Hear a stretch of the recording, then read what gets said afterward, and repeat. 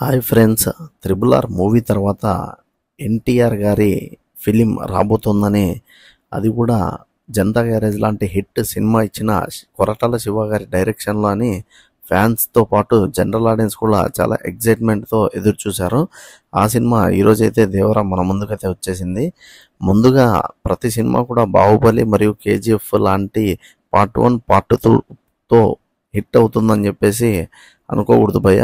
ఎందుకంటే universal subject అనేది కొన్ని స్టోరీస్కి మాత్రమే కనెక్ట్ అవుతాయి.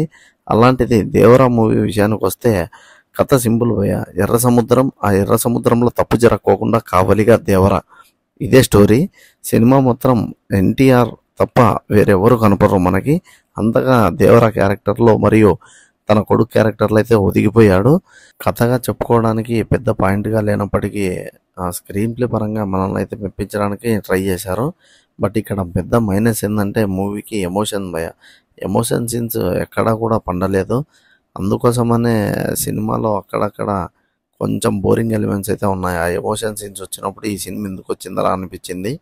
సినిమా విషయానికి వస్తే ఇద్దరి గురించి అయితే ముఖ్యంగా మాట్లాడుకోవాలి. ఆర్ట్ డైరెక్టర్ సబు సిరిల్ గారు మరియు సినిమాటోగ్రాఫర్ రత్నవేలు గారు సముద్రం సెట్ని మరియు ఆ ఊరి కల్చర్ని చూపించడంలో వీరిద్దరూ 100% సక్సెస్ అయ్యారు. మ్యూజిక్ డైరెక్టర్ అనిరుద్ గారి గురించి ఎంత ఎక్కువ చెప్పుకుంటే అంత మంచిది.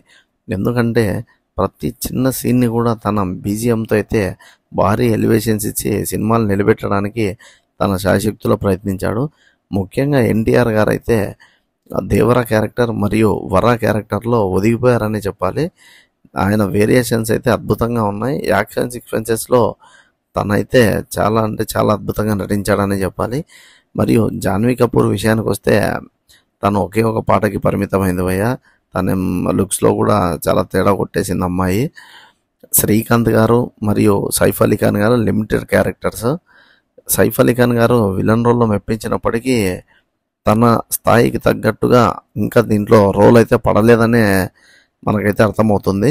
ఓవరాల్గా పార్ట్ 2 లేకుండా కథను ముగించేసింటే చాలా బాగుండేదని నా అభిప్రాయం. మూవీ గాను మీరు చూసినట్టయితే మీకు ఎలా అనిపించిందో కింద కామెంట్ చేయండి.